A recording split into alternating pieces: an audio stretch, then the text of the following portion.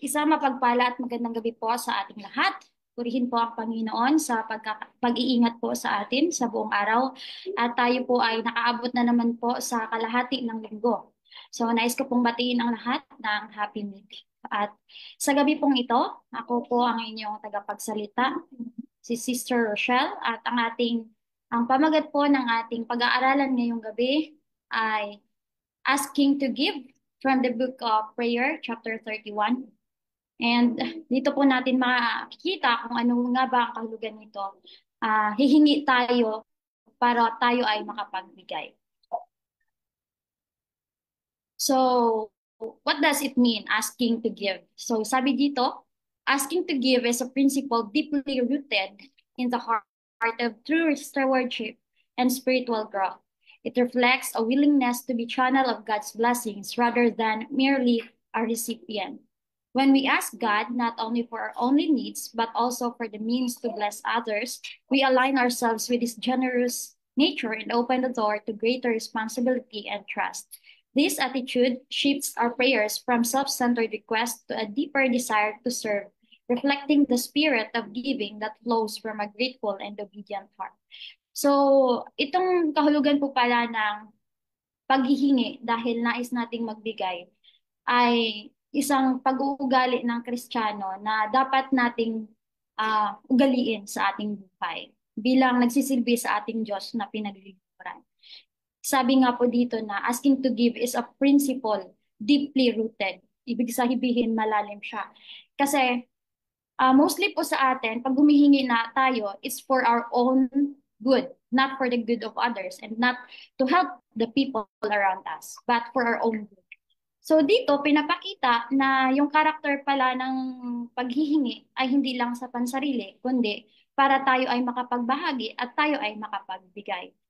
So sa next po, Christ as our example. So si Kristo po bilang ating example, ano na alam po natin na tayong mga Kristiyano ay we have a great example, a best example sa lahat ng bagay na ating ginagawa. And that is Jesus Christ. So ano nga ba si Christ as our example bilang isang mapagbigay na Kristiyano? So si Kristo ang ating dapat tularan. So sabi dito, Christ lived not for himself but for others. So ito po yung pakatandaan natin na isang karakter po ng ating Panginoong Jesus na siyang ating example na He lived not for himself but for others. Ibig sabihin, yung sinabi po ba na He came in this world not na siya yung isa-serve but to serve the people. So sabi po dito, Christ was continually receiving from the Father that He might communicate to us. The word which ye hear, He said, is not mine, but the Father's which sent me. John 14, verse 24. The Son of Man came not to be ministered unto, but to minister. Not for himself, but for others. He lived and thought and prayed. So dito natin makikita yung pamumuhay ni Kristo. Sa way ng pagdadasal niya, pagpapanalangin niya sa Panginoon, sa kanyang Ama, it's not for his own good. It's not for himself, his self only, but for the benefits of the people. So makikita natin yung character ni Christ as our example na hindi siya selfish, but he is selfless. So dito na ang sinabi na he Christ was continually receiving from the Father that He might communicate to us. So ibig sabihin, yung pagiging selfless ni Christ is very deep. Kaya nga hindi natin lubos maisip yung kung gaano ka dakila, gaano ka mapagmahal, gaano ka mapagbigay ang Panginoon despite sa ating pagiging undeserving. And dito makikita natin sa ugali natin bilang Kristiyano na hindi malayo tayo sa ugali ni Kristo. Kaya yun yung ini-aim natin to have that kind of character of Jesus Christ na every time na we receive, the reason why we receive that blessings is because we can also share and give to the people. So, na nangangailangan, the needy. So, sa kasunod po, sabi, personal effort for others should be preceded by much secret prayer, for it requires great wisdom to understand the science of saving souls. before communicating with men, commune with Christ at the throne of heavenly grace, obtain a preparation for ministering to the people. So as human being, as a follower of Christ, follower of our God, here we sometimes forget kung paano tayo mamuhay sa araw-araw because we oftentimes live for our own self, for our own benefit, but we are not living to serve the people around us. We are not living as how Christ lived and as how Christ ministered to the needy.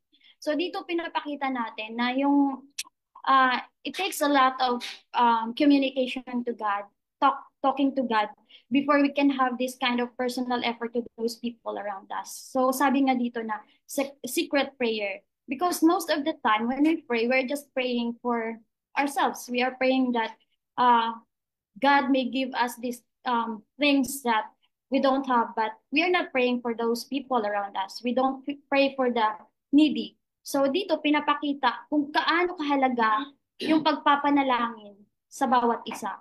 Hindi pa sa pansarili lamang na hingi tayo ng hingi para sa sarili, hindi tayo humingi para makapagbigay sa iba. So, importante po na yung panalangin natin, yung kung paano tayo manalangin, it's really important that i-address din natin yung mga bagay na madalas natin nakakaligtaan. And ito po yung napakahalaga na at aral para sa atin kung paano namuhay ang ating Panginoon, pagiging selfless niya. So the next one po, daily communion with the Father empowered him to minister.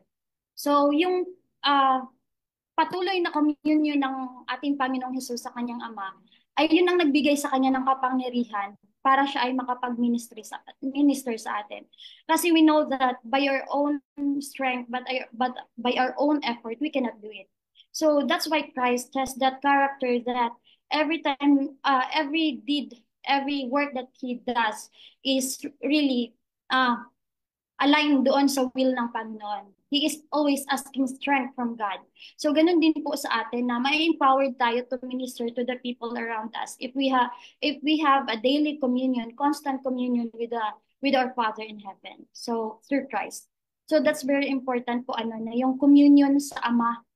This is how we communicate to our Father. This is how we can have strength to overcome every trials, to have the character of generosity if we are continue to communicate to our Father, to always ask for His guidance, especially.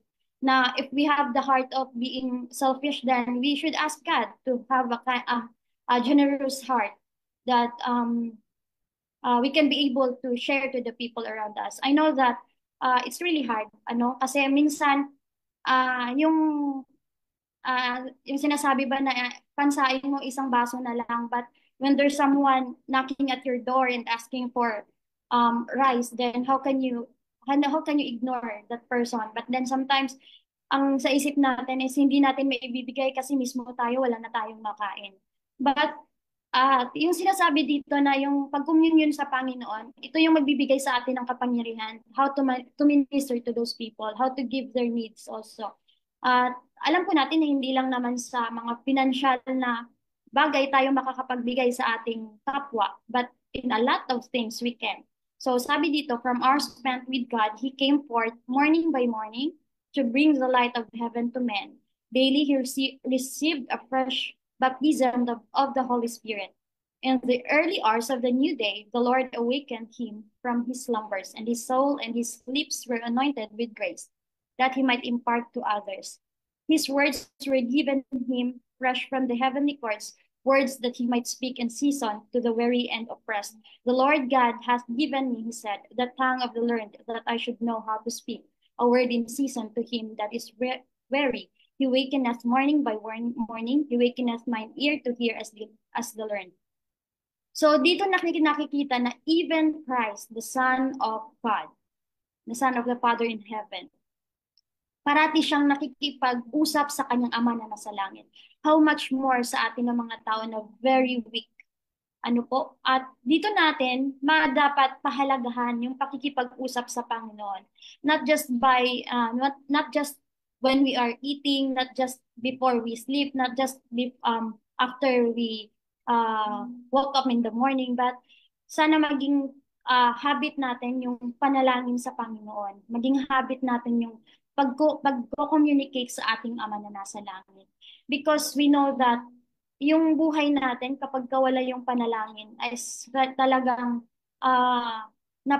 mas lalong kung mahina tayo, mas lalong hihina tayo.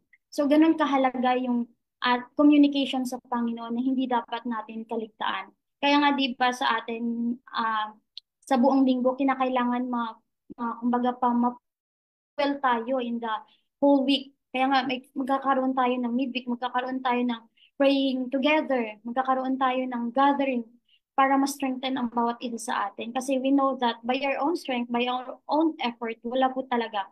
Kaya kinakailangan yung constant communion sa ating Panginoon na ating pinaglilingkuran. At hindi po natin dapat ito kaligtaan gaya ng ginawa ng ng ating best example which is Jesus Christ.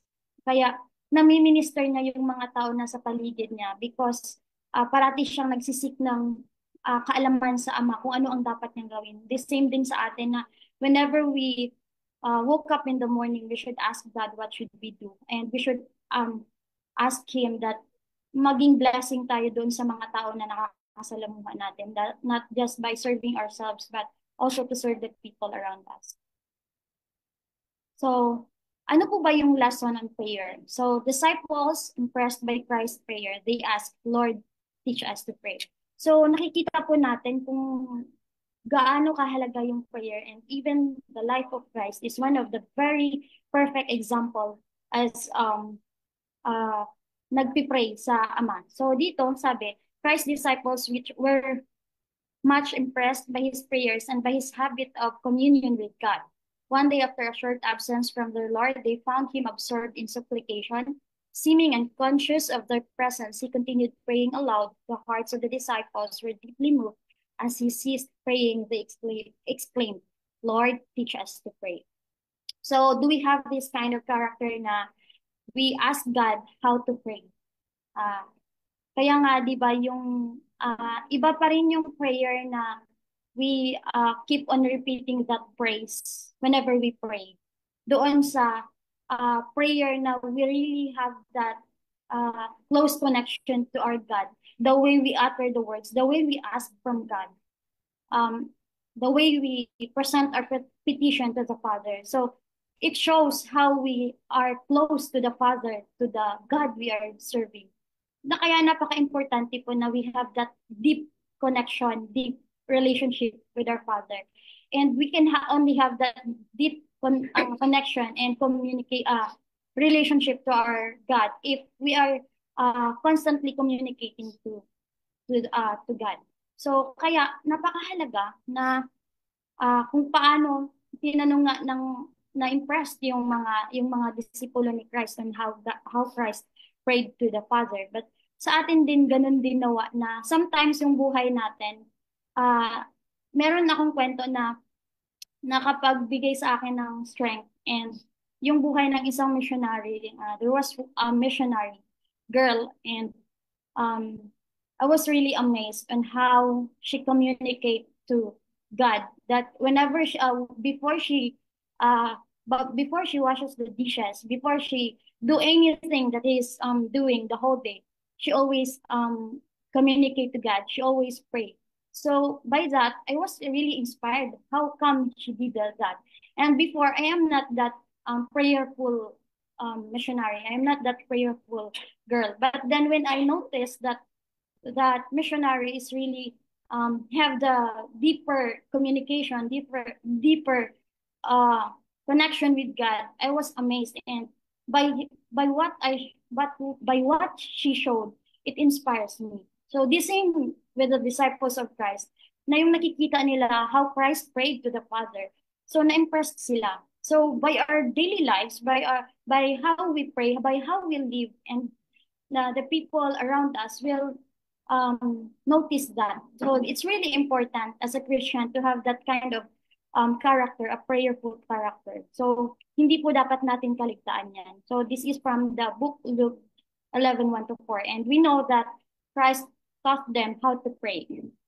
So kung paano in-address ng Panginoon yung pagsabi nila na Lord, teach us to pray. And with the continuation of that, there is a parable na sinagot sa kanila ng Panginoon. So the next one is petitioner asked to give, representing dependence on God for spiritual supply. So dito po, after the disciples asked Christ, Lord, teach us to pray, there is a parable that Christ presented to them. So this one, it says this is still from the book Luke, chapter 11. It says here, which of you, he said, shall have a friend, and shall go unto him at midnight, and say unto him, Friend, lend me 3 loaves, for a friend of mine in his journey is come to me, and I have nothing to set before him. And he from within shall answer and say, Trouble me not, the door is now shut, and my children are with me in bed. I cannot rise and give thee. I say unto you, though he will not rise and give him, because he is he is his friend, yet because of his importunity, he will rise and give him as many as he needed. Here Christ represents the petitioner as asking that he may give again. He must obtain the bread, else he cannot supply the necessities of a weary, belated wayfarer. Though his neighbor is unwilling to be troubled, he will not desist his pleading. His friend must be relieved, and at last his importunity is rewarded. His wants are supplied. So dito makikita mo as a petitioner, so there are two things and dalawang tao na kailangan nating pagtuunan ng pansin dito. The first one is the petitioner, and the second one is yung hiningan ng tulong. And sabi dito na, so the man who knocks at midnight is someone with a sincere need. He's not asking for himself. So gaya ng ating pamagat na asking to give. Humihingi ka not because para sa sarili mo. Humihingi ka para makapagbigay ka. So sabi dito na he's not asking for himself but for a guest who arrived unexpectedly. Even though it's an inconvenient time, he swallows his pride and goes to a friend boldly, asking for help. This represents the spirit of intercession, praying for acting on behalf of others. In our spiritual walk, this shows how we must come to God in boldness, especially when we are moved by the needs of others. Just as this man knocks persistently, we are called to persevere in prayer, not being discouraged by delay or apparent silence. His importunity, his shameless persistence, is what Jesus highlights, teaching us that God honors perseverance and genuine concern for others' needs. So nakikita po natin dito na yung humihingi, the one who are asking is, kung baga pa, kung neighbor mo yung hinihingan mo, tapos makikigulo ka sa kalagitnaan ng gabi, it's really shameful, di ba? Kasi bakit ka manggigising ng tao sa kalahatian ng gabi para lang manghingi ng pangangailangan ng ibang tao, not for your good, not for your own yung need mo, but you're asking for someone's need. So dito makikita natin na yung prayer pala natin as a Christian ay madalas pala talaga is pang sarili, and we are not asking help from God na tutulungan yung isang tao, lalo na kung yung mga mangkinaan, may mga pangangailangan. Si dito natin makikita from this parable na itong character nitong nanghihingi is, kumbaga pa, meron siyang deep concern doon sa tao. At hindi siya nagkakaroon ng selfishness. At parang kaya niyang i-set aside yung pride niya just to provide the need of that person. Di ba po? Kasi parang ang hirap, di ba, maghingi. Parang minsan pag na ano tayo sa tao na, ay hindi ko kayang humingi kasi nga, parang hindi naman ikaw yung nangangailangan, pero ikaw yung hihingi. Kasi nga, may nangangailangan. Pero sometimes, ang isasagot natin, ikaw na lang kasi ikaw maghihingi kasi ikaw naman yung ano.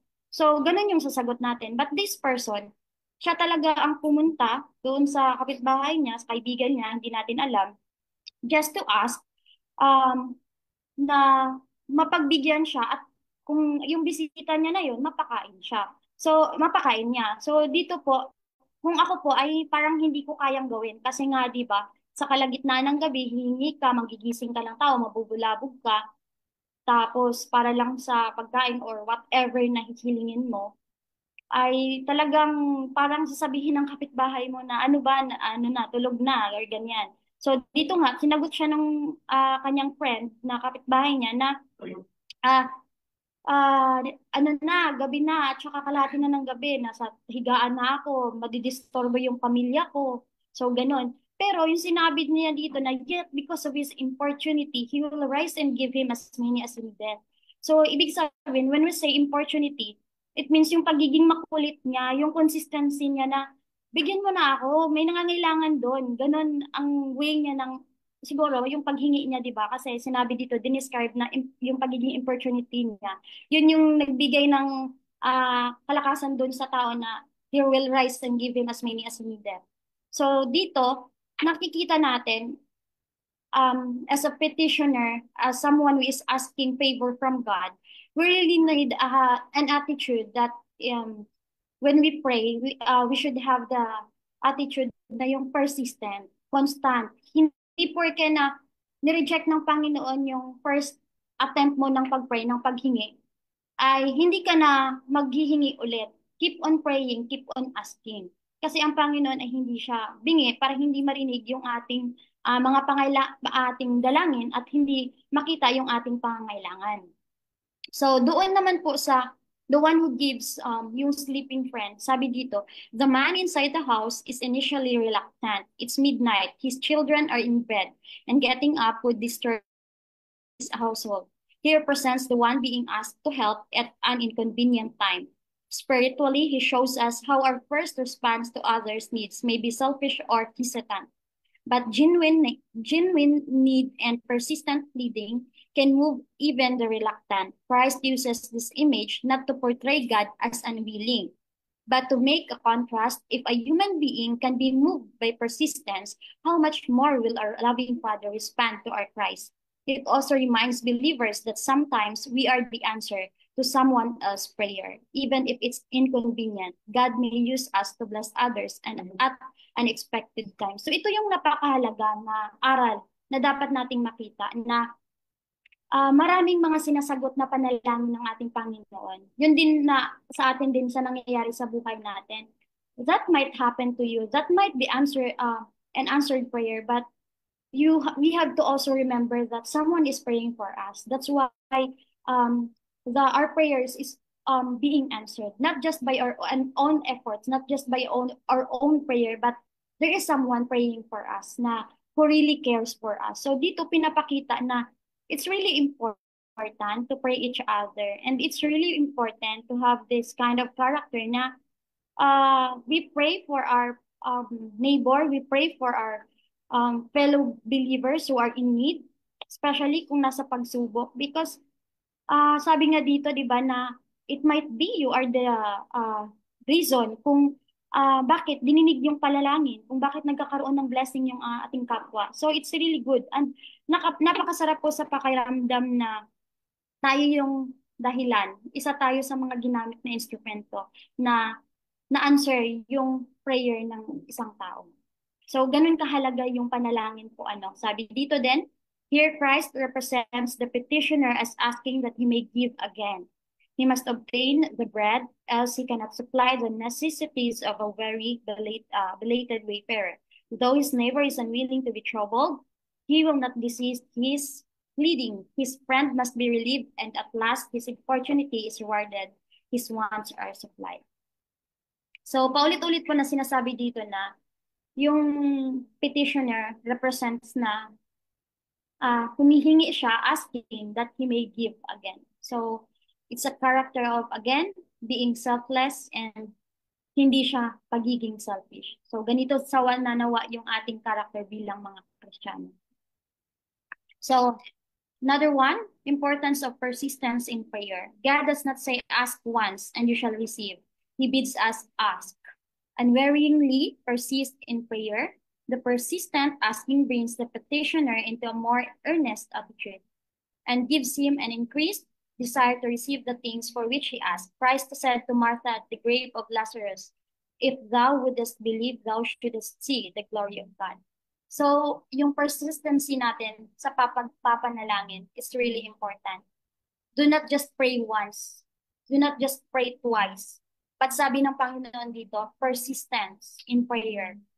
And if your prayer hindi dininig sa unang pagkakataon, then still keep on praying. God is listening. Sometimes we are just being tested if uh, we will still um, yung maglilingkod ka pa rin sa Kanya, even na yung prayer ay delayed. Sometimes hindi pa nga binibigay yun sa atin. But I know that even na yung panalangin natin na hindi yun ang nabibigay sa atin ay hindi akma doon sa hinihingi natin. But still, that's God's answer doon sa prayer natin. And we should just acknowledge that that's God's direction. Sometimes, if hindi natutupad o hindi nasusunod yung ating mga panalangin. But many have not a living faith. This is why they do not see more of the power of God. So these are the things that we should always remember. And yung magkaroon tayo ng parang manotice natin yung character natin na ganito. I-evaluate natin yung faith natin sa Panginoon if we have a living faith. Kasi sometimes, once ka pa lang nanalangin, wala na yung pananampalataya mo, nasubok ka na agad, sinubok ka lang ng isang beses, maliit na bagay, ay wala na, parang nanghihinayang ka na, ayaw mo nang manalangin. So, kailangan yung living faith, yung persistency natin sa pagpapanalangin ay nandun. So sabi dito, their weakness is the result of their unbelief. They have more faith in their own working than in the working of God for them. So this statement is really insulting to God because hindi natin napagkakatiwalaan ang Panginoon na siyang may-ari ng lahat. Sabi nga ng Panginoon, di ba, na He will supply our needs according to His riches. So pag sinabi ng according to His riches, ibig sabihin nun ay kung iisipin natin, napakaraming lahat ng bagay pag-aari ng Panginoon, lahat ng kabutihan, lahat-lahat. So, bakit tayo nagdududa? Bakit tayo nagda-doubt na sagutin ng Panginoon ang ating panalangin? At bakit mas gumagawa tayo ng paraan natin kung ang panalangin natin ay hindi madidinig? So, sabi dito, they take themselves into their own keeping. They plan and devise, but pray little and have little real trust in God. So, ito yung lacking tayo talaga. We are very lacking on this part. Kasi we pray little, tapos yung trust pa natin, real trust natin sa Panginoon, ganun din kaliit. And then, most of the time, we are asking God, God, why you're not giving this to me? Why you're not answering my prayer? Because we oftentimes have that little faith. So, paano ibibigay ng Panginoon yung ating hinihiling if maliit lang yung tiwala natin sa Kanya? And nagpipray lang tayo, hindi madalas, hindi tayo parating nagpipray, hindi madalas lang, kung convenient lang tayo. So, how God can answer our prayers? Diba? So, they think they have faith, but it is only the impulse of the moment, failing to realize their own need or God's willingness to give. They do not persevere in keeping the request before the Lord. Our prayers are to be as earnest and persistent as was the petition of the needy friend who asked for the loaves at midnight. The more earnestly and steadfastly we ask, the closer will be our spiritual union with Christ. We shall receive increased blessings because we have increased faith. So dito nakikita na yung pag-answer pala ng ating mga panalangin, ng ating hihiling, ay depende kung nag-i-increase din na yung ating faith. So nasa atin pala. Sometimes the problem is not hindi siya sometimes, but always the problem is in us because we have little faith sa ating Panginoon. So, kaya kung ano man yung mga bagay na nagpapadoubt sa atin na hindi na Panginoon ang ating panalangin, kailangan nating itakwil na yan. At kailangan na magkaroon tayo ng faith sa Panginoon na talagang yung deeper na faith and big faith, kumbaga paano. So, sa next po, God's willingness to give. So, ang Panginoon nating pinaglilingkuran ay willing na willing po talaga na magbigay sa ating pangangailangan. God delights in answering prayers made in faith. So, tulad kanina ng sinabi ko po take the word of Christ as your assurance. Has He not invited you to come unto Him? Never allow yourself to talk in a hopeless, discouraged way. So sometimes ganito tayo eh. Mas mabilis tayong pag-usapan yung mga negativities, yung mga hopeless tayo, wala nang pag-asa, ganun. Pero hindi po natutuwa yung Panginoon ng ganun. Nadi-discourage tayo. So, even na sometimes hindi pa rin ayon sa atin yung minsan yung mga nangyayari, we still dapat yung ano natin, yung persistency and yung trust natin sa Panginoon and yung positivity. Kasi 'di ba minsan yung nagre-ruin lang talaga sa mga ano natin sa nangyayari sa buhay natin is yung utak natin. So, I can really testify on that because I have that kind of character na sometimes yung little things nagiging bigger siya. It's because of what I think, of how I think it. So, ganun. So, kaya minsan, and sometimes, yung ina-utter ko na words is more of discouragement and pagiging hopeless. So, hindi siya maganda. Kaya, and hindi din siya healthy sa pag-iisip, lalo na as Christian. So, hindi dapat ganun yung character ng Kristiyano. So, yun pa po yung minsan na parang ikinakalungkot ko sa sarili ko na hindi ko siya nagagawa. Oftentimes, hopeless ako. Oftentimes, negative yung nasa utak ko. Kaya, madalas, nadi-discourage. So, dapat, hindi po ganun yung nasa isipan natin. Kaya, kasi isa din yun na maghihinder na hindi dinggin ng Panginoon ang ating mga hinihiling. So, sabi dito, if you will lose much by looking at appearances and complaining when difficulties and pressure come. You give evidence of a sickly and feeble faith. Talk and act as if your faith was invincible. The Lord is rich in resources. He owns the world. Look heavenward in faith. Look to Him who has light and power and efficiency. So ito po yung ginating pagkatandaan dapat. Itong mga passage na ito. We should never forget this passage whenever we are discouraged, whenever we are hopeless. So this passage really helped us how to continue, how to go on, and to strengthen our faith to God. So, of course, daily communication, constant communication to God. And of course, yung pagbabasa parati ng kanyang mga salita, yun din ang makakatulong. We must not only pray in Christ's name, but by the inspiration of the Holy Spirit.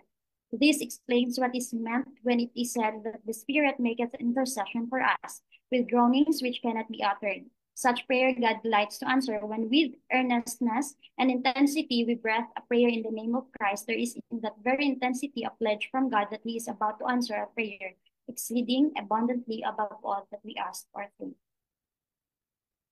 So, sabi, the privilege of calling God our Father. So, dito sa mundo, kapag may tinatawag, so I hear a lot of missionaries calling our ministers or pastors or anyone who is the elders of our faith, is we are calling them Father. And if they are delight whenever we call them as our, sometimes we call them Dad, Father, Pa, like that. I know that it's really, a delight to them, and it's really overwhelming when someone's calling you and considering you as their father. But then, how much more our Father in heaven? And what's our privilege of calling our God as our Father?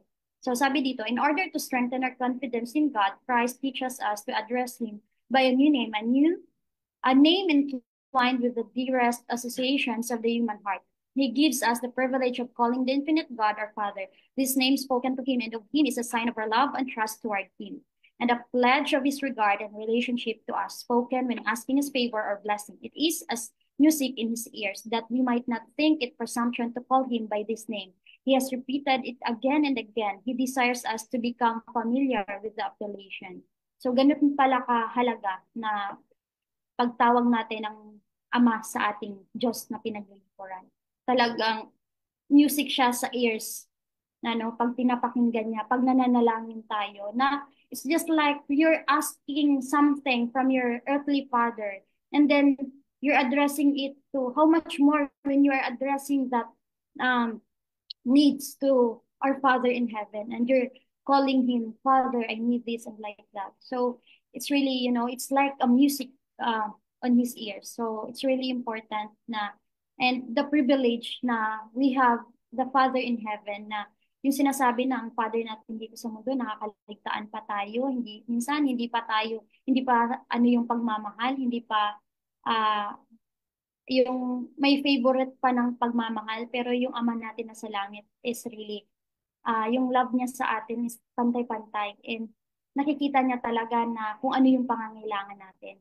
God regards us as His children. He has redeemed us out of the careless world and has chosen us to become members of the royal family, sons and daughters of the heavenly King. He invites us to trust in Him with a trust deeper and stronger than that of a child's earthly father. So ito yung pribilehyo natin bilang mga anak ng Panginoon na tumatawag sa Kanya na ating Ama, na siya ang ating Ama. So nire-regard tayo ng Panginoon as His children. And sabi dito, membro tayo ng royal family and we are the sons and daughters of the heavenly King. So that's the privilege of calling God our Father. So, assurance of God's immeasurable love compared to earthly parents. Parents love their children, but the love of God is larger, broader, deeper than human love can possibly be. It is immeasurable. Then if earthly parents know how to give good gifts to their children, how much more shall our Father in heaven give the Holy Spirit to those who ask Him. So, ito yung kung naniniwala tayo, if we have that big trust to our earthly father, earthly parents, how much more um, sa ating Ama na nasa langit, na hindi ba natin kayang mas lakihan yung pagtitiwala sa kanila, na sa Kanya, na siyang Ama natin, nagmamay-ari ng lahat ng mundo. So, sabi nga dito, parents love their children, but the love of God is larger, broader, deeper, at sabi niya, than human love can possibly be. So if we imagine and if we understand it deeply, the love of God to us, kaya nga sabi is, the love of God is unfathomable. It's really deep. We know that. We cannot explain how God loves us, but one thing that we know is, even His only begotten Son ay ipinagkaloob niya just to save the people, the sinners. So, kaya hindi dapat we should not have a mind na nagda-doubt doon sa kakayahan ng Panginoon. We are doubting the ability of God to give us our needs because it's like it's an insult to Him na after all the things that he done to us, He has done to us, meron pa ba tayong ganyang na karakter na magda-doubt sa kakayahan niya na ipagkaloob sa atin ang mga hinihiling natin? So, di ba po, itong pag-ibig ng Panginoon, yung immeasurable love niya talaga ay walang katulad. The spirit and the teacher of true prayer. So ano po ba ang dapat na spirito and character ng nananalangin? A prayer is not selfish. We ask to bless others. So hindi dapat selfish. Our prayers are not to be a selfish asking merely for our own benefit. We are to ask that we may give. The principle of Christ's life must be the principle of our lives. For their sakes, He said, speaking of His disciples, as sanctify myself, that they also might be sanctified. The same devotion, the same self-sacrifice, the same subjection to the claims of the Word of God that were manifest in Christ must be seen in His servants. Our mission to the world is not to serve or please ourselves. We are to glorify God by cooperating with Him to save sinners. We are to ask blessings from God that we may communicate to others. The capacity for receiving is preserved only by imparting. We cannot continue to receive heavenly treasure without communicating to those around us. So ito po yung pakatandaan natin eh. I don't have to explain it further because I already explained it on the previous passages. So sabi nga dito, yung sa huling part lang, the capacity for receiving is preserved only by imparting. So pag hindi tanggap ka ng tanggap, you're just always receiving, you're not imparting, then sabi dito, we cannot continue to receive heavenly treasure without communicating to those around us. So the spirit and the teacher, the through prayer brings us into harmony with God's will. So yung totoong pananalangin ay dinadala din tayo na parang magkakaroon tayo ng harmony doon sa will ng ating Panginoon. Prayer is not to work any change in God. It is to bring us into harmony with God. When we make request of him, he may see that it is necessary for us to search our hearts and repent of sin. Therefore, he takes us through test and trial. He brings us through humiliation that we may see what hinders the working of his Holy Spirit through us. So, dapat pala, when there is trials, we should not complain. We should not ask God why we have that trials. We should always evaluate ourselves. We should examine ourselves why it is happening to us. So by that, by experience that trials and tests, it shows and it says here uh, that things happen to us sometimes because He's uh, to see in us if ano ba yung nagpapahinder ng pagsagot doon sa panalangin natin. Because mostly, it is our character kung bakit hindi dinidinig yung ating mga panalangin. So in conclusion, there are conditions to the fulfillment of God's promises and prayer can never take the place of duty. If you love me, Christ says, keep my commandments. He that hath my commandments and keepeth them, he it is that loveth me. And he that loveth me shall be loved of my Father.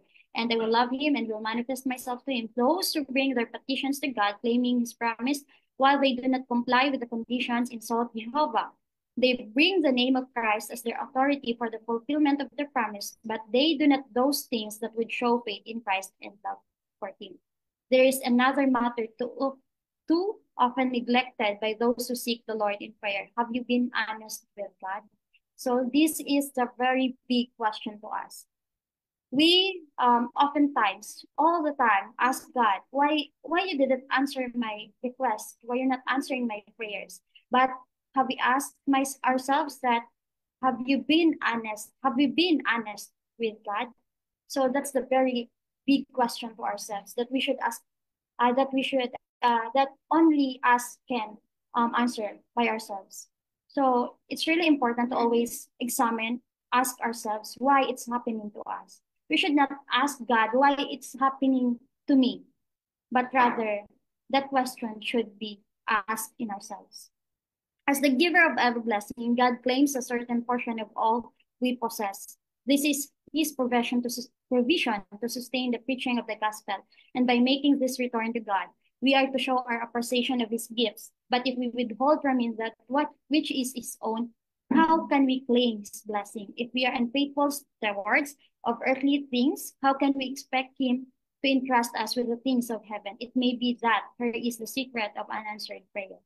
So, ito sabi niya na, it may be that here is the secret of unanswered prayer. So, being unfaithful of returning to God what is his, especially, it's this passage is referring to tithes and offering. So, hindi natin binibalik kung ano yung sa Panginoon. And this is sometimes the reason why our prayers are being hindered. So, hindi dapat natin inineglect ang gawain na ito. Because we know that if we withhold the things that is yung sa Panginoon na, that is His, so we are robbing Him. We are stealing. So it's really important na magkaroon tayo ng generosity, ay yung giver na puso, lalong-lalo na sa gawain ng Panginoon. Kasi ito yung nagsusustain sa gawain ng Panginoon. But a lot of Christian is being selfish. Even giving their tithes, their offering, they cannot give it. They cannot give what is for the Lord. And this is really one of the saddest thing. And this is one thing that we should realize as a Christian, that most of the time we're keep on asking God that we feel like God is withholding the blessing to us, but we are not asking ourselves why it is happening to us. Why is God like that? So here it shows that we are selfish and we are not giving back what is His. So it's really important as what I have said earlier, to examine ourselves, evaluate ourselves, what's happening to us. And by that, the answer, our questions will be answered. Of course, that's because of our own action. That's the reason why. And the next one.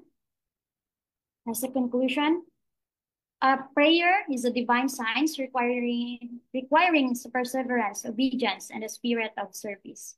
We are called to reflect Christ's selfless life, asking and receiving to give and bless others. And faithfulness in returning to God what is His may be the hidden barrier to answered prayer and divine blessing. So may we not forget these things, and we should always remember this. And may we have the character of generosity to the people, especially who are in need. And may we always pray for others, not just for ourselves. May we have the character of prayerful like Christ. May we have the character of Christ, and uh, may we continue to attain the perfection of character as what um, as our Jesus Christ, no? At napakahalaga na hindi natin kaligtaan ang mga bagay na ito. Parati nating, I know that most of us, all of us knows this, but hindi natin, yung the application is the problem. That's really the problem. Because all of us are reading the words of God. All of us are, know these passages, knows this text, but on how we apply it is the problem. And on how, and oftentimes we forget this, we forget these things. So we should always instill this, we should instill this in our hearts and minds. And may we continue to ask God so that we have the character of His Son, Jesus Christ. And once again, good evening and happy midweek. And may we continue to ask so that we can give.